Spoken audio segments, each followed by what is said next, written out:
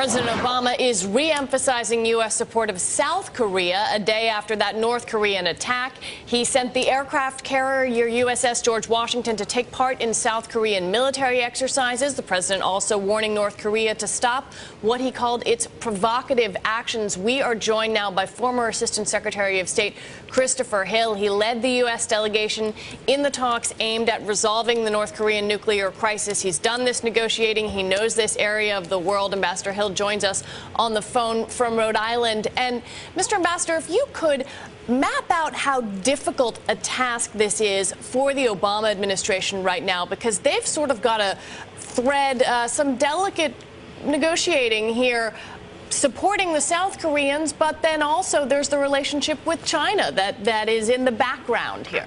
Well, that's exactly right. This is a very delicate negotiation. First of all, if the U.S. were to just sort of launch forward and start making statements out of Washington, we would quickly become a little, sideways with the South Koreans, who, after all, live on the Korean Peninsula. So we really do need to be in tight formation. We need to work very closely with Seoul. At the same time, neither the U.S. nor the South Koreans can address this issue without China. So that's another important piece of it. And the Chinese clearly have a problem developing the kind of consensus they need to move ahead with a policy. You know, the closer the issue is to China, and North Korea's nuzzled up there right next to China, the more difficult they have, more problems they have in getting their military, getting their Communist Party to work with their foreign ministry and come up with a consensus policy.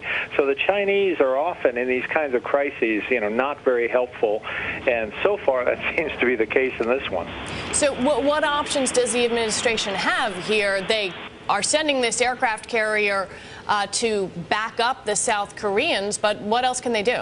Well, first of all, I think it is a good idea to send that aircraft carrier and show that the U.S. alliance really means something. Doesn't just it's not just press statements. It actually means real things happening.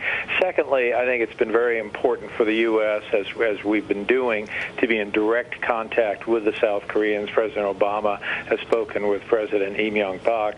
But then when that is secure, and I think we're doing a good job with the South Koreans, then I think the real event comes where we have to get Beijing to get off the dime. I mean, this is outrageous behavior. There have been incidents in this maritime area before, but this is the first time that the North Koreans had ranged in on a South Korean island and actually killed civilians on the island. So this has to be addressed, and I think China is probably the key in addressing it.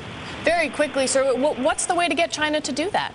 Well, again, I think the Chinese need to understand that, as they sort of grapple with the issue of, what their future interests are, like in dealing with the U.S. and dealing with the world, and what their past interests have been, that is coddling North Korea, that they will come to the conclusion that they need to, that their relationship with the United States is more important than their relationship with the North Koreans.